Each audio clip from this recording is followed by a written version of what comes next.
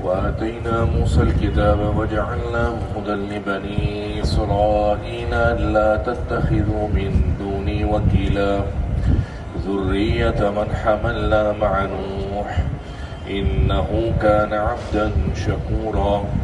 گزشتہ آیتوں کے اندر معراج کا واقعہ چل رہا تھا اور اس بات کا ثبوت بتایا گیا تھا کہ معراج جسمانی طور پر بھی ہوئی ہے اور روحانی طور پر بھی ہوئی ہے۔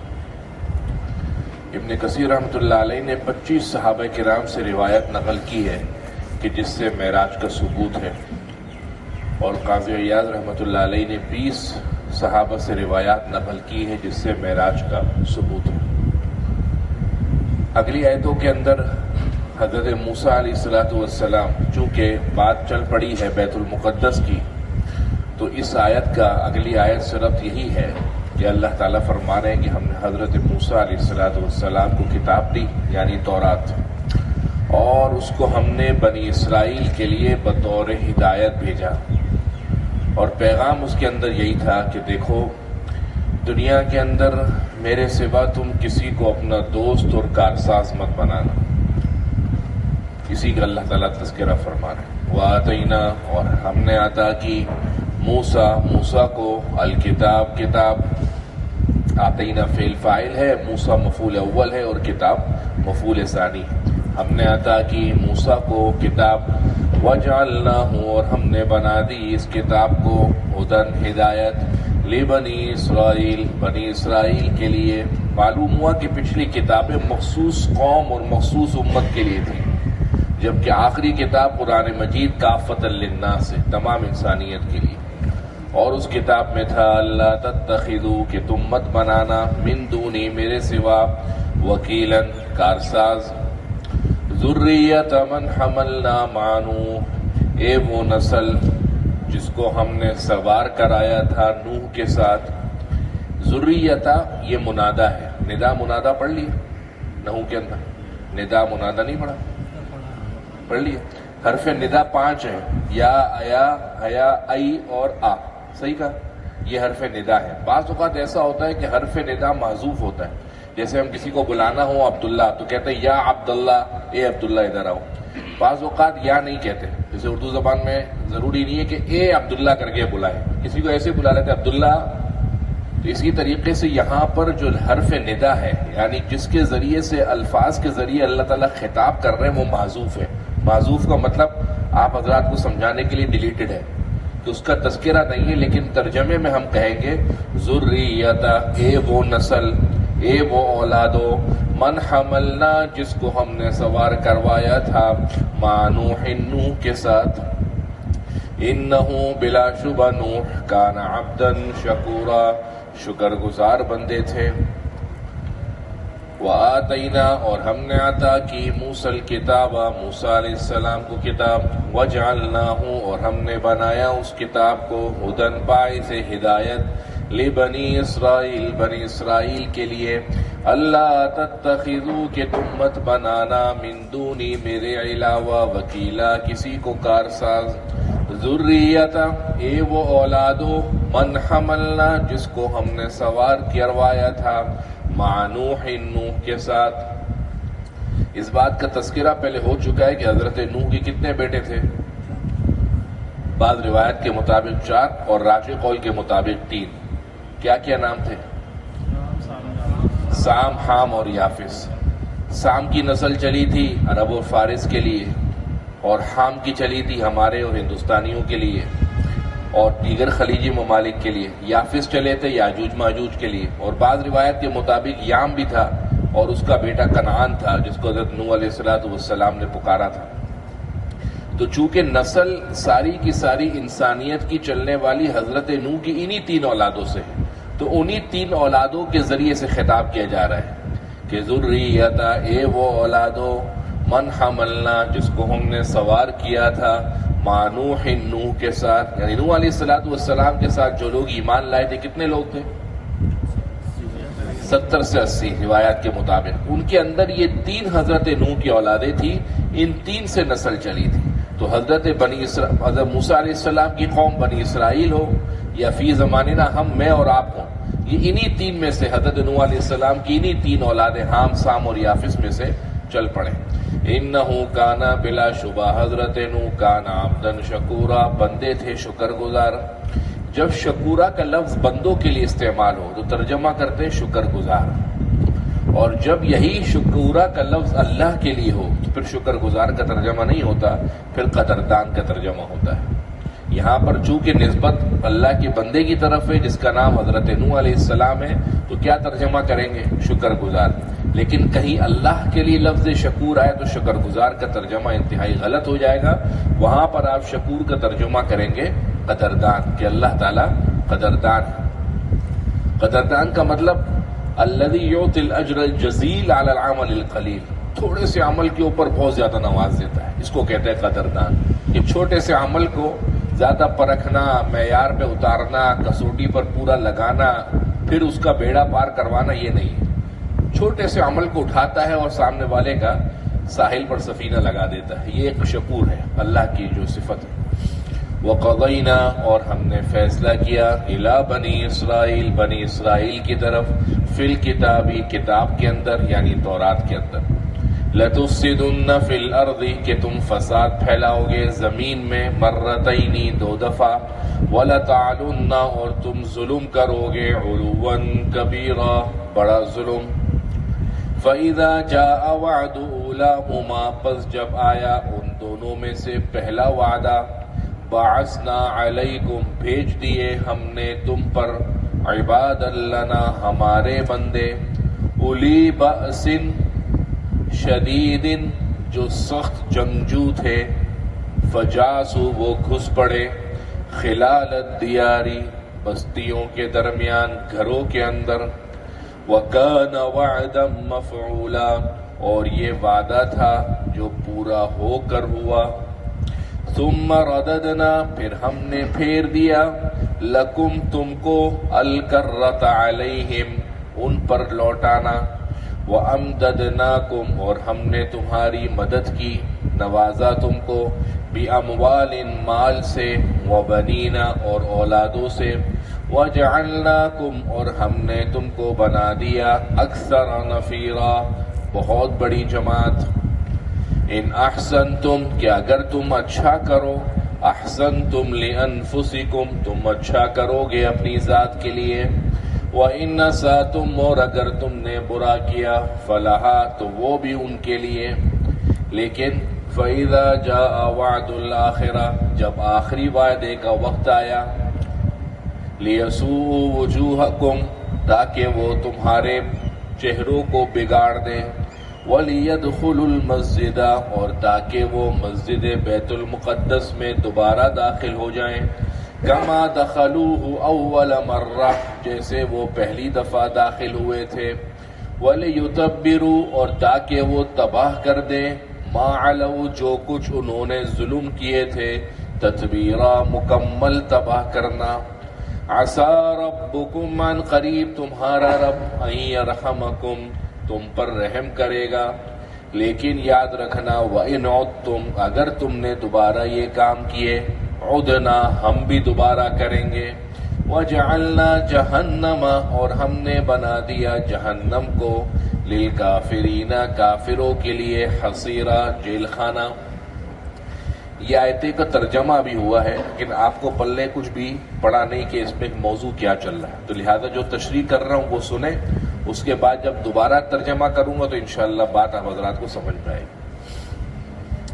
بنی اسرائیل جو حضرت موسیٰ علیہ السلام کی قوم والے تھے، ان کی کتاب میں یعنی تورات میں اللہ تعالیٰ نے یہ فرمایا تھا کہ عن قریب ہماری یہ پیشن گوئی ہے کہ تم زمین کے اندر فساد کرو گے اور خوب ظلم کرو گے، اور ایک دفعہ نہیں بلکہ مرتین، دو دفعہ کرو گے۔ قرآن نے ذکر کیا ہے 2 دفعہ، لیکن تاریخ کی کتابوں سے پتہ لگتا ہے کہ کل اس قسم کے 6 واقعات پیش آئے ہیں۔ ان 6 میں سے کون سے 2 واقعات ہیں کہ جن کی وجہ سے قرآن مجید یہ کہہ رہا ہے کہ بنی اسرائیل کی طرف ہم نے بات کی تھی؟ تو راجح قول کے مطابق ان میں سے پہلا واقعہ یہ ہے کہ بخت نصر جو مشہور بادشاہ گزرا ہے بنی اسرائیل میں، یہ جب بیت المقدس اور شام کے اندر آیا تو اس نے یہاں پر یہ خود مجوسی تھا، اور یہ واقعہ ہے مسجد اقصی بیت المقدس کے بننے کے 450 سال بعد کا، کہ جب بخت نصر اس شہر کے اندر آیا تو یہاں پر اس کے اندر آ کر اس نے الگ الگ بستیوں پر، الگ الگ شہروں پر اپنا نمائندہ اور حاکم بٹھا دیے۔ جب اپنا حاکم اور نمائندہ بٹھایا تو ان میں سے ایک حاکم جو ادھر شام کا تھا اس نے بغاوت کر دی۔ جب اس نے بغاوت کری اور بغاوت کا ذریعہ یہ بنا کہ تم نے بدعملی کی، بنی اسرائیل نے فساد پھیلایا، لوگوں کے اللہ کے حقوق اور بندوں کے حقوق کو توڑا، تو آپس کے اندر بدعملی اور فساد کی آوازیں بلند ہوئی۔ جب فساد ہوا اور بغاوت ہوئی تو یہ بخت نصر دوبارہ اس ملک میں آیا، شام میں، اور اس نے خوب دنگل اور فساد کیا، 70,000 کے قریب لوگوں کو قتل کیا، اور بڑی بڑی اس وقت کی جو سواریاں تھیں ان کے اندر وہاں کے خزانے اٹھا کر لے گیا۔ یہ پہلا واقعہ تھا کہ جس کو قرآن نے جو 2 واقعات کہے ان میں سے یہ پہلا فساد کا واقعہ تھا۔ اس کے بعد بخت نصر دوبارہ اس ملک کے اندر آ گیا۔ ان لوگوں کو جو یہودی تھے سارے، ان کو جلا وطن کر دیا بابل کی طرف۔ بابل عراق کا شہر تھا، اب اپنی خلیجی ریاستوں کے اندر اپنی ریاست بن گئی ہے، اس وقت یہ عراق کے شہروں میں تھا۔ بابل کے اندر یہ تقریباً 40,000 کے قریب یہودی جلا وطن ہو کر رہنے لگے، اور ہوا یہ کہ بابل کے اوپر تقریباً 70 سال تک یہ لوگ وہاں رہے۔ 70 سال کے بعد بابل شہر کے اوپر شاہ فارس، جو فارس کا بادشاہ تھا، اس نے حملہ کیا اور ان کو بابل سے بھی جلا وطن کر دیا۔ مذبذبین نہ ادھر کے نہ رہے نہ ادھر کے رہے، بالکل باہر ہو گئے۔ جب باہر ہوئے اور اس نے بابل پر قبضہ کر لیا، اب شاہ فارس کو رحم آیا کہ اتنی بڑی انسانیت کی تعداد ہے، کیا کروں؟ اس نے، چونکہ بخت نصر مر چکا تھا اور بخت نصر نے 750 سال حکومت کری تھی، تو اس نے دوبارہ اسی شام کے اندر لے جا کر ان یہودیوں کو دوبارہ آباد کر دیا۔ یہ ہو گیا پہلا واقعہ۔ ان لوگوں نے توبہ کی، اللہ کی کتاب کو قائم کیا، قانون کی اور دستوروں کو نفاذ کیا، امپلیمنٹ کیا، اور دوبارہ یہ لوگ اچھی قوم بن گئے۔ اس کے بعد یہ لوگ حضرت موسیٰ علیہ السلام کی شریعت کے پیروکار رہے۔ عرصہ دراز گزرنے کے بعد حضرت عیسیٰ علیہ السلام کی شریعت کے اوپر انہوں نے ایک دفعہ پھر مخالفت کری۔ جب انہوں نے ایک دفعہ پھر مخالفت کری تو دوسرے بادشاہ، بعض روایات کے مطابق روم شہر کے بادشاہ، ان کے اوپر حملہ آور ہو گیا اور خوب فساد کیا، اور ان لوگوں کو ایک بار پھر یہاں سے جلا وطن کر دیا۔ اور جب وہاں سے جلا وطن کیا تو اس کے بعد درجنوں سال تک، صدیوں تک یہ لوگ دوبارہ واپس نہیں جا سکے، یہاں تک کہ اللہ تعالیٰ نے حضرت عمر فاروق رضی اللہ عنہ کے ذریعے سے دوبارہ یہاں پر مسلمانوں کی حکومت کا جھنڈا گاڑا، اور اس کے بعد یہاں پر مسلمانوں کی حکومت آباد ہو گئی۔ تو 2 جو فساد کے واقعات ہیں، یہ 6 میں سے یہ 2 فساد کے واقعات ہیں جس کو تورات کی کتاب کے اندر ذکر کیا گیا تھا کہ بنی اسرائیل، تم لوگ اس زمین میں 2 دفعہ فساد کرو گے اور خوب ظلم کرو گے، اور جب پہلا وعدہ پورا ہوگا تو ہم تم پر بندے بھیجیں گے جو انتہائی سخت جنگجو ہوں گے۔ یہ کون تھے پہلے والے؟ بخت نصر کے لوگ، جو اولی باسن شدید، انتہائی سخت جنگجو ہوں گے۔ فجاسو خلال الدیار، وہ تمہارے گھروں کے اندر گھس جائیں گے، پھر ہم تم کو دوبارہ وہاں لوٹا دیں گے۔ اگلی آیت کے اندر جو اللہ نے فرمایا، اگر دوبارہ لوٹانے کا مطلب جو بابل کے بادشاہ کو رحم آیا اور انہوں نے اس کو دوبارہ بخت نصر کے شہر میں آباد کروا دیا، اور یہ لوگ یہاں پر خوب اچھے سے رہے، اللہ نے مال دیا، اولادیں دی۔ لیکن جب دوبارہ انہوں نے فَإِذَا جَاءَ وَعْدُ الْآخِرَةِ، جب دوبارہ اس قسم کا معاملہ ہوا تو اب اللہ نے فرمایا کہ تم لوگ پھر یہاں سے جلا وطن ہوگے، اور جلا وطن کرنے والا تم کو روم کا بادشاہ ہوگا۔ یہ ساری باتیں ہیں، دوبارہ اس کا ترجمہ کرتے ہیں۔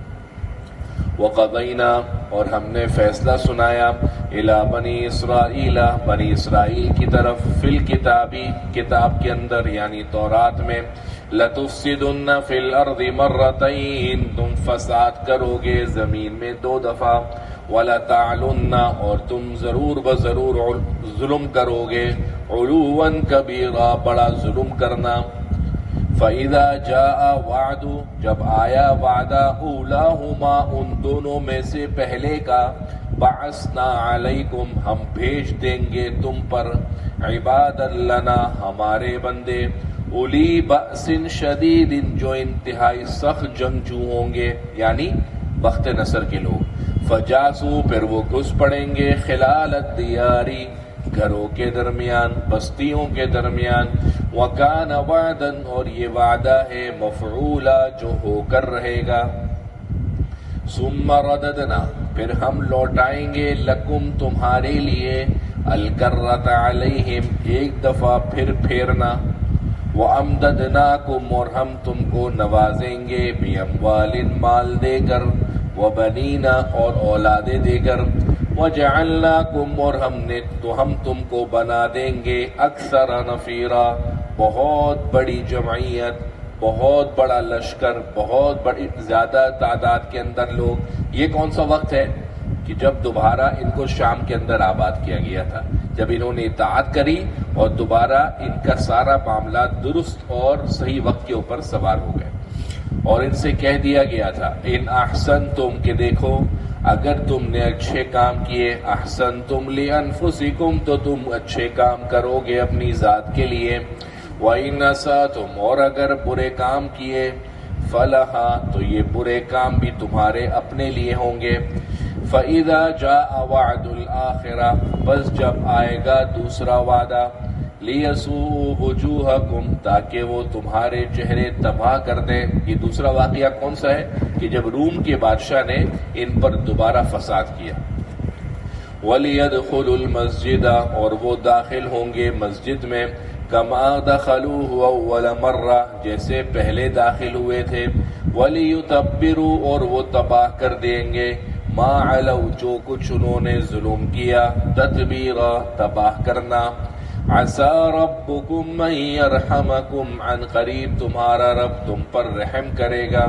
وَإِنْ عُدْتُمْ لیکن یاد رکھنا اگر تم نے ایسا کیا عدنا ہم پھر ایسا کریں گے. یعنی اگر تم نے پھر وہاں پر نافذ نہیں کیا اور دین کا کام اطاعت اور اللہ کے اس وقت کے بھیجے ہوئے رسول کی فرمانبرداری نہیں کری عدنا ہم بھی یہی لوٹا دیں گے یعنی ہم وہی عذاب تم پر دوبارہ لوٹا دیں گے. وجعلنا جہنم اور ہم نے بنا دیا ہے جہنم کو للکافرین کافروں کے لیے حصیرا قید خانہ. معلوم ہوا کہ آج جتنے بھی بنی اسرائیل اور یہودی ہیں یہ دیکھا جائے تو دنیا کے اندر 2 ارب مسلمانوں کے مقابلے کے اندر لاکھوں کی تعداد کے اندر ہے. اتنی بڑی مسلمانوں کی جمعیت کے مقابلے میں لاکھوں کی تعداد میں ہے اور ہمارے قبلہ اول کے اوپر قبضہ جمائے ہوئے ہیں. معلوم ہوا اس سے یہ نہیں پتہ لگ رہا کہ ان کی عزت بہت زیادہ ہے, اس سے یہ پتہ لگ رہا ہے کہ مسلمان من حیث المسلمان انتہائی مغلوب ہو گیا ہے. کہ جب بنی اسرائیل کے لیے حکم ہے کہ اگر تم اطاعت کرو گے تو تمہارا بول بالا ہوگا, تو یہی حکم حضور صلی اللہ علیہ وسلم کی امت کے لیے ہے کہ اگر تم آج بھی چاہتے ہو کہ اس قبلے کو یہودیوں سے چھڑوا لو تو لا محالہ تم کو اطاعت کرنا ہی پڑے گی, اور نہیں کرو گے تو پھر تو وجعلنا جہنم اور ہم نے بنا دیا ہے جہنم کو للکافرین کافروں کے لیے حصیرا بطور قید خانہ. بخاری شریف کی حدیث ہے اللہ کے نبی صلی اللہ علیہ وسلم نے فرمایا الدنیا سجن المومن وجنت الکافر کہ دنیا مسلمان کے لیے کیا ہے قید خانہ ہے اور کافر کے لیے جنت ہے. قید خانے کے اندر کوئی شخص اپنی مرضی کی زندگی گزار سکتا ہے, کھاتا کیا ہے جو وہاں پر بندہ دیتا ہے ہاسپٹل دیتا ہے وہی وہاں پر وہ کھاتا ہے. تو اسی طریقے سے مسلمان کے لیے بھی یہ قید خانہ ہے دنیا کہ ہر ایری غیری نتو خیری چیز کے اوپر ہاتھ نہیں لگا سکتا. اس کو کھانے سے پہلے پرکھنا پڑے گا آیا جو چیز میں کھا رہا ہوں وہ سود کی تو نہیں ہے, بینکوں کے پیسوں کی تو نہیں ہے, حلال کی ہے کہ حرام کی ہے. جو مشروب میں پی رہا ہوں یہ کہیں غیر اور ناجائز اور حرام مشروب کی ملاوٹ والا تو نہیں ہے. جس طریقے سے قیدی اپنی مرضی نہیں چلا سکتا اسی طریقے سے مسلمان دنیا کے اندر اپنی مرضی نہیں چلا سکتا, اور اسی طریقے سے ہر چیز کے اندر وہ محتاج ہے دوسرے کی اجازت کا. قیدی کہیں جانا ہے کسی سے ملنا ہے اپنے کوارٹر سے نکل کر دوسرے کے پاس جانا ہے پہلے اجازت لینی پڑتی ہے. اسی طریقے سے مسلمان کا جسم بھی ان قیدوں کے ساتھ اور ان زنجیروں کے ساتھ بندھا ہوا ہے کہ جو بھی کرنا ہے پہلے اپنے آپ کو پرکھنا ہے کہ آیا جو عمل میں کرنے جا رہا ہوں یہ صحیح ہے کہ نہیں. لیکن اس کے مقابلے میں کافر کے لیے آزادی ہے، جو کرنا ہے کرو، کوئی پوچھ گچھ نہیں، کسی حوالے سے نہیں، کیا کھانا کیا پینا کیا حلال کیا حرام، جو کرنا ہے کرو. لیکن اگر یہاں پر ہے تو پھر کافروں کے لیے جہنم ہے، آخر کے اندر جہنم، آخرت میں بطور قید خانہ، کیونکہ دنیا کے اندر جب آزادی ملی تو وہاں پر آزادی نہیں. اللہ کے نبی صلی اللہ علیہ وسلم نے فرمایا ان اللہ تعالی لا یجمع علی عبد امنین ولا خوفین. اللہ تعالیٰ کسی بندے کے اوپر دنیا کے اندر نہ دو امن جمع کرے گا نہ دو خوف جمع کرے گا. فَإِذَا آمِنَ فِي الدُّنْيَا خَافَ فِي الْآخِرَةِ. دنیا کے اندر امن سے بڑے ٹھیٹ ٹھاٹ سے رہا، عیش و عیاشی کی زندگیاں گزارتا رہا، آخرت میں پکڑا جائے گا. وَإِذَا خَافَ فِي الدُّنْيَا آمِنَ مِنَ الْآخِرَةِ. دنیا کے اندر خوف کی زندگی گزارتا رہا کہ یار یہ کروں نہ کروں، زیادہ تو دکھ رہا ہے کہ پیسہ زیادہ بن جائے گا، لیکن نہیں یار اللہ کا حکم ٹوٹ رہا ہے، اس میں یہ کام نہیں کر سکتا. دنیا کے اعمال خوف کی حالت میں رہے، امین فی الآخرہ، آخرت میں امن سے ہوگا جو چاہے کرے. اور اس کے مقابلے میں کافر دنیا کے اندر جتنی مرضی اچھی گزار لے، آخرت میں اس کے لیے جہنم بطور قید خانہ ہے. گزشتہ آیتوں کے اندر بات ہوئی تھی حضرت موسیٰ علیہ السلام کی کتاب تورات کی. اگلی آیتوں کے اندر اللہ تعالیٰ قرآن کا تذکرہ فرما رہے ہیں. ان ھذا القرآن، بلا شبہ یہ قرآن، یہدی رستہ دکھاتا ہے، للتی ہی اقوم، وہ راستہ جو انتہائی سیدھا ہو. وَيُبَشِّرُ، اور یہ قرآن خوشخبری دیتا ہے، المؤمنین، ایمان والوں کو، وہ ایمان والے، الذین یعملون الصالحات، جو نیک عمل کر رہے ہیں. کس بات کی خوشخبری؟ ان لہم اجرا کبیرا، کہ بلا شبہ ان کے لیے بڑا اجر ہے. اور اس بات کو بھی قرآن بتاتا ہے وَأَنَّ الَّذِينَ، کہ بلا شبہ وہ لوگ، لا یؤمنون بالآخرہ، جو آخرت پر یقین نہیں رکھتے، اعتدنا، ہم نے تیار کر رکھا ہے، لہم ان کے لیے، عذابا علیما، دردناک عذاب. قرآن وہ راستہ دکھاتا ہے جو بالکل سیدھا ہو، یعنی ایسا راستہ، سیدھا راستہ ہمیشہ آپ کو منزل تک بھی لے کر جائے گا، مقصود اور ہدف تک بھی لے کر جائے گا، راستے کے اندر سہولتیں بھی پیدا کرے گا اور بلا خوف و خطر چھوڑ کر بھی آئے گا. یہی قرآن کو پڑھنے والے، قرآن کو سمجھنے والے، قرآن کو ماننے والے اگر اپنی زندگی اور معاملات، معاشرت، عبادات، اعتقادات میں اس قرآن کو اپنے اوپر نافذ کر لیں تو یہ قرآن وہ راستہ دکھائے گا جو انتہائی سیدھا جنت کی طرف جا رہا ہے، سہولتوں کے ساتھ جا رہا ہے، اور کسی شیطان ابلیس خبیث کا اس کے اندر کسی قسم کا خوف بھی نہیں. ان ھذا القرآن، بلا شبہ یہ قرآن، یہدی رستہ دکھاتا ہے، للتی ہی اقوم، وہ راستہ جو انتہائی سیدھا ہے. ویبشر، اور خوشخبری دیتا ہے یہ قرآن، المؤمنین، ایمان والوں کو، الذین یعملون الصالحات، جو نیکی کے کام کر رہے ہیں، ان لہم اجرا کبیرا، کہ بلا شبہ ان کے لیے بڑا اجر ہے. وَأَنَّ الَّذِينَ لَا يُؤْمِنُونَ بِالْآخِرَةِ، اور بلا شبہ وہ لوگ جو آخرت پر یقین نہیں رکھتے، اعتدنا، ہم نے تیار کیا ہے، لہم ان کے لیے، عذابا علیما، دردناک